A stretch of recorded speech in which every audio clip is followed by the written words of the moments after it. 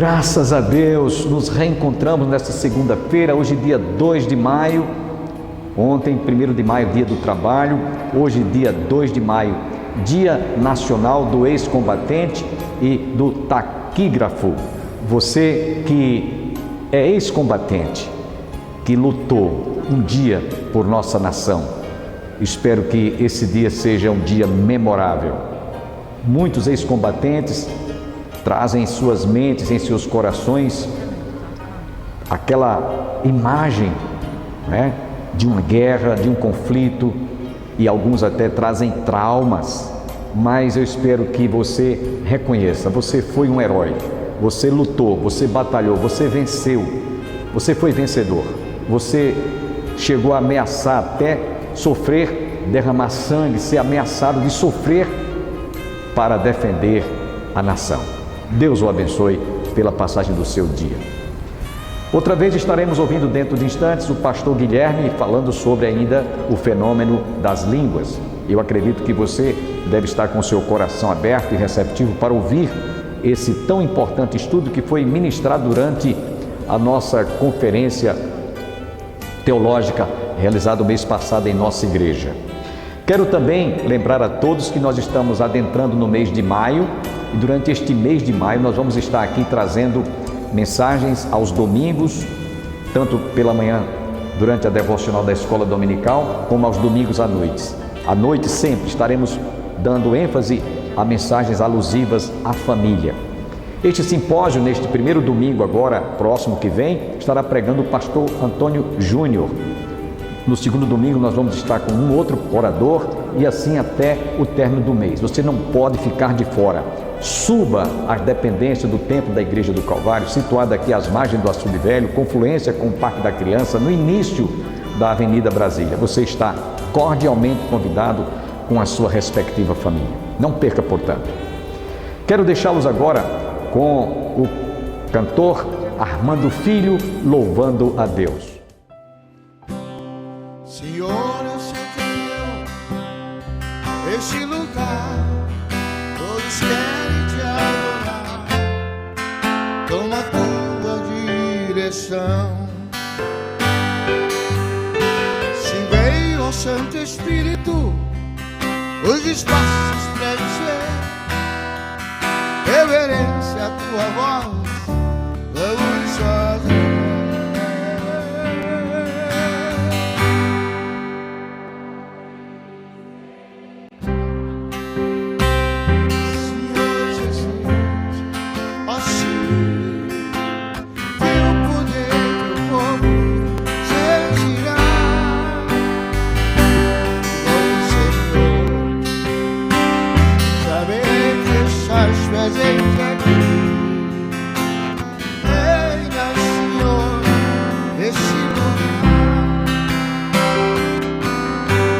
Contempla cada irmão, ó meu Senhor, dá-lhes paz interior e canções pra te louvar. E sós toda tristeza e certeza desse amor, glorifica o teu nome, ó meu Senhor.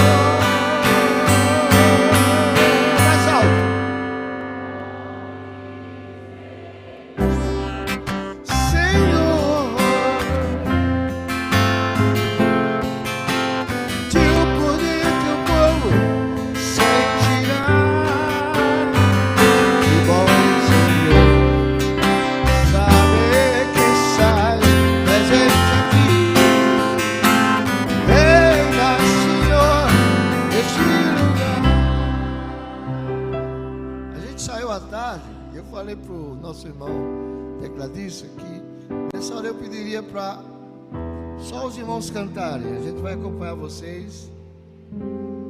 Digam. Podes.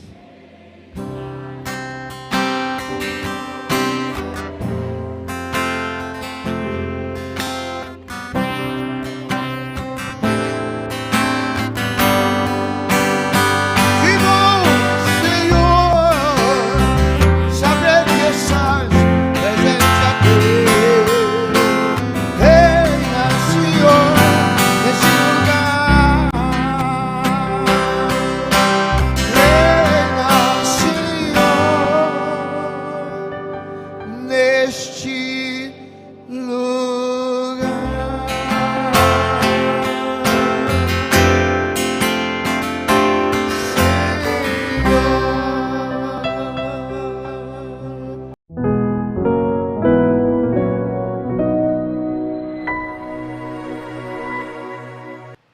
Então, quando você vê Paulo comparando substantivos, revelação, conhecimento, doutrina, a tendência de alguns, como é uma pessoa que eu respeito muito, o reverendo Augustus, é dizer, está vendo como profecia é a mesma coisa de pregação e doutrina? Só que é entrar por uma porta que Paulo não está entrando. Por quê? Porque o foco textual de Paulo não é você distinguir, é você olhar o que é comum, mesmo eles sendo diferentes. Então, quando ele diz assim, conhecimento, profecia, doutrina, qual é a compreensão? Não é que são a mesma coisa, é que eles têm uma coisa em comum, mesmo sendo diferentes. E o que é? Eles são compreensíveis, inteligíveis para a comunidade. E aí, depois dessa introdução, Paulo vai falar de 3 analogias aqui. Veja comigo o verso 7. Até no caso de coisas inanimadas que produzem sons, tais como a flauta ou a cítara, como alguém reconhecerá o que está sendo tocado se os sons não forem distintos? Perceba a questão de entendibilidade, verso 8. Além disso, se a trombeta não emitir um som claro, quem se preparará para a batalha? Verso 9. Assim acontece com vocês, se não proferirem palavras compreensíveis. Aí a NVI coloca com a língua, mas aqui a ideia é em línguas. Como alguém saberá o que está sendo dito? Vocês estão simplesmente falando ao ar. Sem dúvidas, terceira analogia. Há diversos idiomas no mundo. Todavia, nenhum deles é sem sentido. Verso 11 fecha o argumento. Então ele fecha como? Portanto, se eu não entender o significado do que alguém está falando, serei, aí a tradução aqui da NVI é estrangeiro. Porque os tradutores da NVI, a equipe da NVI, pressupõe que línguas idiomáticas. São inglês, português, alemão e etc. Que eu vou já entrar nesse ponto. Mas aqui a tradução apropriada, aleleios, seria não estrangeiro, mas estranho a ele. Ou seja, ele não está conseguindo me entender. Não é que ele é de outra cidade. Estrangeiro é uma tradução muito mais interpretativa do que uma tradução. Porque a ideia de Paulo é: eu serei estrangeiro para ele. Aí o verso 12: assim acontece com vocês. Visto que vocês estão ansiosos por terem dons espirituais, procurem crescer naqueles que trazem edificação para a igreja como um todo. E qual é aquele que traz edificação para a igreja como um todo? Os inteligíveis. É por isso que existe para as línguas o dom de interpretação, para que ela seja na comunidade inteligível. Perceba a palavra, ó, dom de interpretação, não tradução. Porque tradução, às vezes, a pessoa pressupõe que quem está interpretando as línguas precisa falar palavra por palavra do que ele está falando em línguas. Mas o texto não está dizendo que o cara que tem o dom, ou a mulher que tem o dom de interpretação, não está dizendo que ela está traduzindo palavra por palavra do que está sendo falado em línguas. Está dizendo que ela está fazendo uma interpretação do geral. Quando você vai pregar, você não fica traduzindo a Bíblia, você interpreta a Bíblia. Ou seja, você faz uma suma do que foi dito. Então algumas pessoas acham que isso pode acontecer, porque Paulo não está reduzindo, de alguém interpretar o dom falando algo mais pontual ali. Ou seja, palavra por palavra. Pode acontecer. Mas o normal é que quando alguém fala em línguas, eu vou tratar isso no final, o intérprete vai levantar e vai dizer: olha, o que esse irmão falou foi isso e isso. E todos dizem amém. Essa é a ideia, tá? Agora, para a gente trabalhar, já eu quero entrar na terceira analogia paulina, que é, ele usa idiomas humanos como analogia para as línguas. E isso diz muito, porque Paulo não está dizendo que línguas é igual a idiomas. Por quê? Porque Paulo está usando idiomas como exemplo. Doideira, né? Paulo está usando idiomas como exemplo. Ele usa a flauta, ele usa alguém para se preparar na batalha com tambores. E a terceira analogia dele é idiomas humanos. Isso me diz muito, porque uma analogia não é eu dizer que uma coisa é igual à outra. Uma analogia é eu dizer, olha, isso parece com aquilo, mas não é isso. Ele está dizendo, olha, línguas parece com uma pessoa tocando flauta, línguas parece com alguém batendo tímpano, línguas parece com idiomas humanos. Logo, Paulo está usando idiomas humanos como exemplo, e não dizendo que línguas são idiomas humanos. Então, o ponto, nós vamos tratar isso já mais a fundo. E aí, o ponto de Paulo nessas analogias é a inteligibilidade, a igreja entender quando esses dons forem usados. Paulo não está reduzindo o dom de línguas para não ser usado. Paulo está dizendo que no dom de línguas, na congregação, ele deve ter interpretação. Ah, pastor, e no privado? Paulo diz que fala em línguas mais do que todos. Então, o que se pressupõe é que no privado não há necessidade de interpretação. Por quê? Porque no privado, Paulo vai dizer, você está se edificando. Mas na comunidade, que o foco dos dons é o crescimento comunitário, é necessária interpretação para que o outro seja edificado. Paulo, então, não está dizendo que línguas devem funcionar somente no ambiente comunitário. Paulo está dizendo que no ambiente comunitário deve ter interpretação. Se torna desnecessário a interpretação no ambiente privado. Ainda, irmãos, que até no privado, a pessoa que fala pode ter alguma interpretação daquilo que falou. Paulo diz assim, ó, aquele que fala em línguas, ore para que possa interpretar. Então, quem fala em línguas pode também experimentar o dom de interpretação de línguas. E aí eu entendo que isso pode funcionar mais no privado, porque na igreja o que é maravilhoso é você ver o outro irmão interpretando. Depois de falar essas analogias, Paulo agora vai focar na adoração, de como aquilo acontece no, não gosto dessa palavra, culto, para aquilo que Paulo quer dizer aqui, já eu digo porquê, mas a ideia é a adoração comunitária. Veja comigo do verso 13 ao verso 25. E aí ele diz, por isso, quem fala em uma língua, ore para que possa interpretar. Pois se oro em uma língua, meu espírito ora, mas a minha mente fica infrutífera.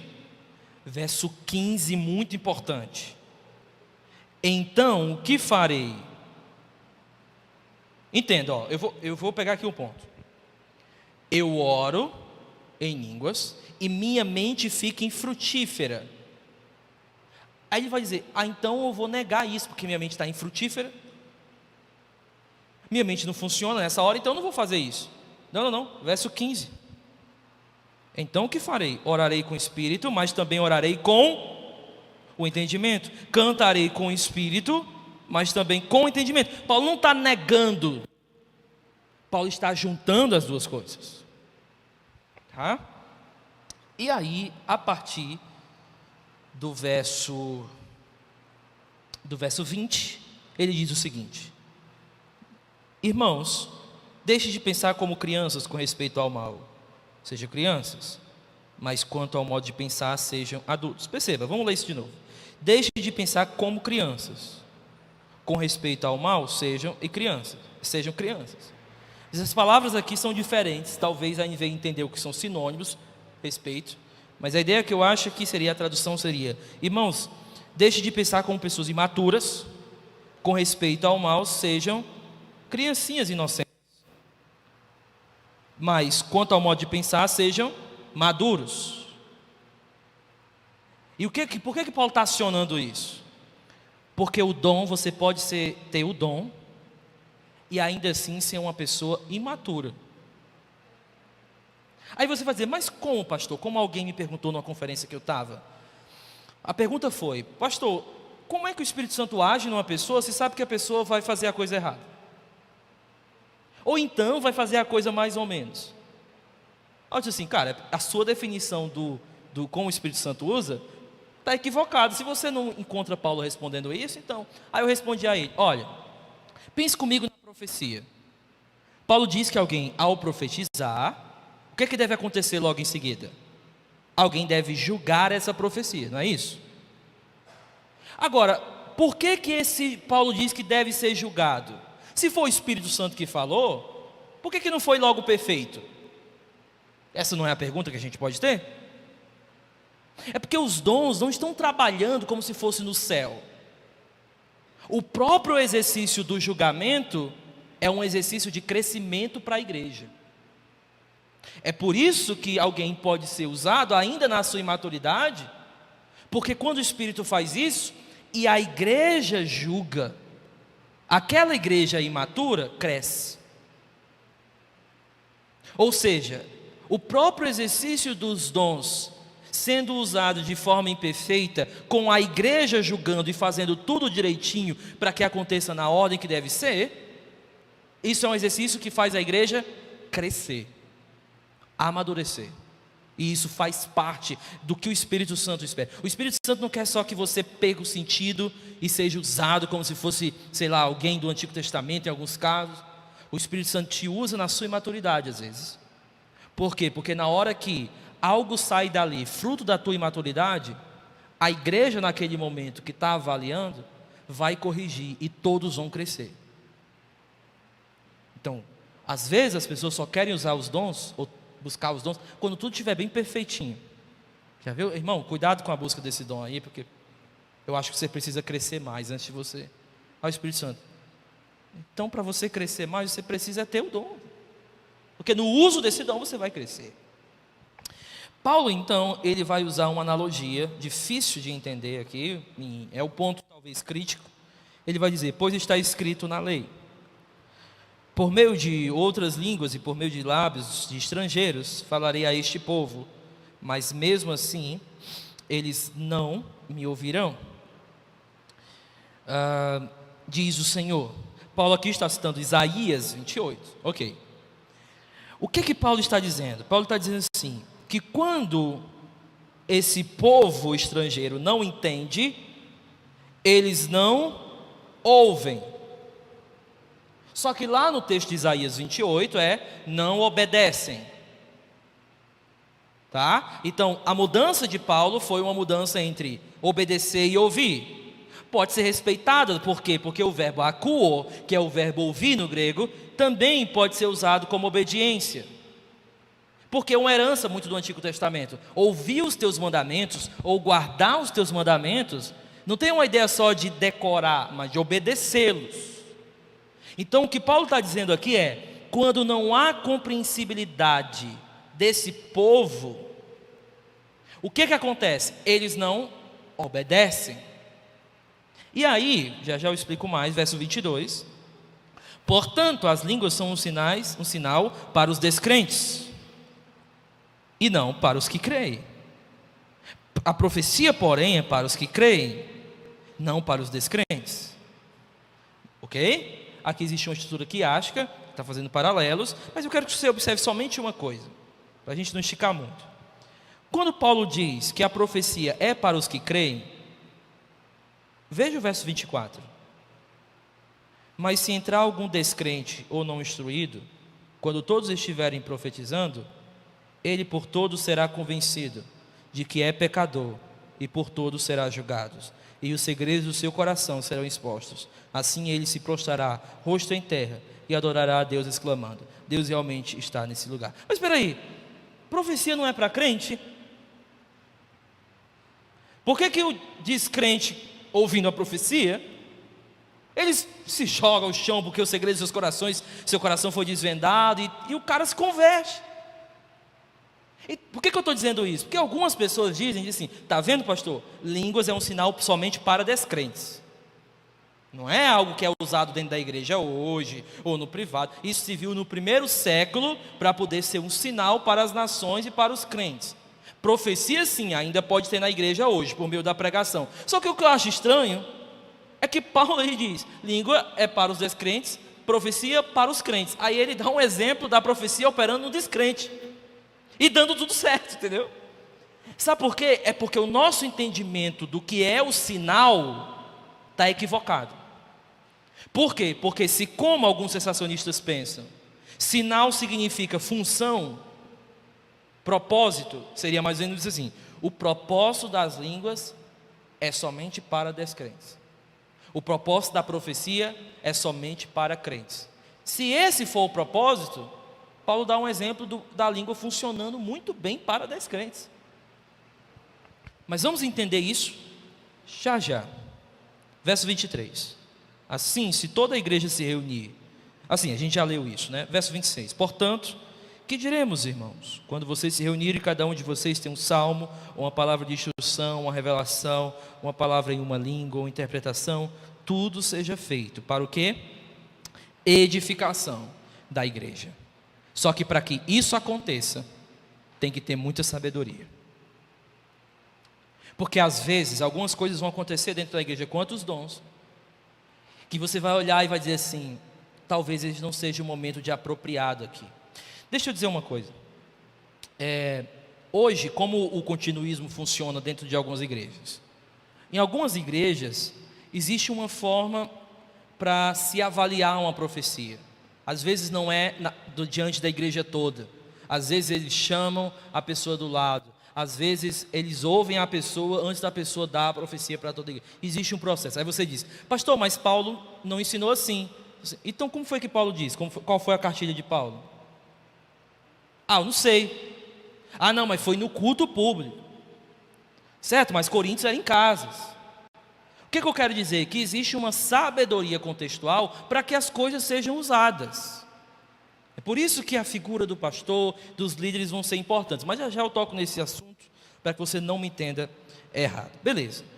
Eu não vou ler o resto do texto, vamos ficar por aqui. E eu quero falar agora, para a gente encerrar, o propósito, a natureza e a prática das línguas. Tá? Propósito, a natureza e a prática das línguas. Começando pelo propósito. Alguns dos meus colegas sensacionistas dizem que o propósito das línguas era de evangelismo. Assim, eles dizem que em Atos, por exemplo, quando as pessoas falavam em outros idiomas, funcionava para missionários irem para outras cidades sem saber aquele idioma e receberem aquilo e começarem a falar outras línguas para evangelizar. Então, alguns vão dizer que esse era o propósito das línguas. A minha dificuldade com isso é que em Atos 2 ninguém está evangelizando. Eles estão adorando a Deus. E em 1 Coríntios capítulo 12, 13 e 14, ninguém está profetizando, ninguém está evangelizando, porque está dentro de uma igreja. Em Atos 10, em Atos 18, só tem crente dentro da casa de Cornélio, por exemplo, no verso 10. Não há evangelização ali acontecendo. Então o que é estranho é dizer que dom de línguas, como o John MacArthur Jr. diz, tem o propósito de evangelização, e você não encontra em nenhum exemplo esse propósito acontecendo. Então, enfim... Outros vão dizer que na verdade era um evangelismo para os judeus. Por quê? Porque línguas eram um sinal para os descrentes judeus, por conta do texto de Isaías que nós lemos aqui. Então eles vão dizer, está vendo, pastor? Aquilo era um sinal para descrentes judeus. A língua serviu só para eles. Só que é estranho, porque Paulo ele faz o paralelo com profecia, e as duas estão operando dentro da igreja, não é para fora, para os judeus. Mas deixa eu explicar rapidamente esse texto para você. Eu entendo que quando Paulo usa a palavra sinal aqui para descrente, ele está usando no sentido mais negativo. Ele está dizendo o seguinte: olha o que aconteceu lá no Antigo Testamento. Quando eles não entendiam, eles não obedeciam. E o fato deles não obedecerem era um sinal de juízo de Deus sobre eles. Não de salvação, mas de juízo. Quando Jesus fala em parábolas, irmãos, às vezes as pessoas, olha como Jesus era didático, Jesus falava em parábolas. Só que Jesus, quando explica por que fala em parábolas, ele diz, é porque se eles ouvirem, que eles não entendam. Você já pensou? Que didática maravilhosa. Se ouvirem, não entendam. Quando ouvirem, não compreendam. Mas Jesus fala em parábolas, porque a parábola é um sinal de julgamento sobre eles, não de salvação. Aí Paulo está dizendo, queridos, quando um descrente entra na igreja e ele não entende, isso está sendo um sinal de quê? De juízo. Por quê? Porque ele não vai compreender e não vai se arrepender. Por isso que haja interpretação, ou seja, profecia. Por quê? Porque profecia é um sinal para os que creem. Em que sentido? É um sinal de salvação. Então, quando ele diz que é um sinal para descrentes, ele está dizendo, é um sinal negativo, porque quando acontece dessa forma, não há salvação. Mas quando acontece com uma profecia, aí é a salvação. Então a ideia de sinal aqui é mais negativa. Então, alguns vão dizer também que línguas tinha esse propósito mais idiomático e missionário. Mais uma vez, eu não encontro isso em nenhum lugar das Escrituras. O que é que eu encontro na Escritura? Qual é o propósito das línguas? Eu vejo na Escritura 3 coisas sobre o propósito. Primeiro, sempre línguas é articulada por Paulo como sendo uma oração. Uma oração. Sempre. Em todos os casos de 1 Coríntios, você tem aí 3 casos em 1 Coríntios e 2 casos em Atos. Sempre línguas está sendo associado com adoração. Por que isso é importante? Porque alguém diz assim, esse é o argumento também. Assim como profecia estava servindo somente para a Bíblia ser feita, línguas tinham o mesmo propósito de profecia, trazer uma revelação para que o cânon seja formado. Então alguns, mais uma vez, fazendo uma referência ao grande Dr. Augusto, a ideia dele no livro dele, e aí eu digo para os irmãos ler, aqui a gente está numa aula, por isso que eu estou citando nomes e tal.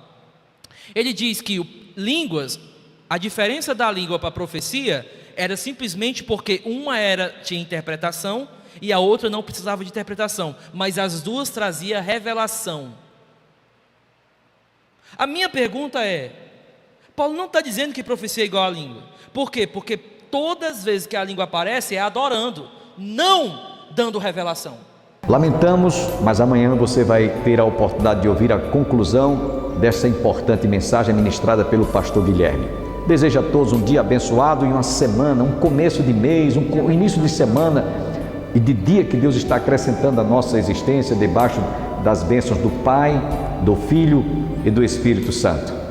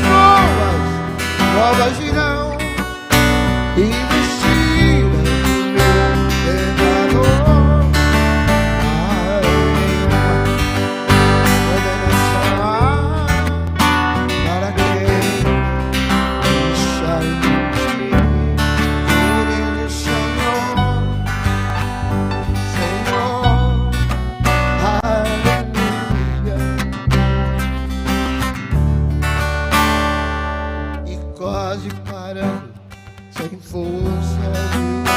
Só vocês.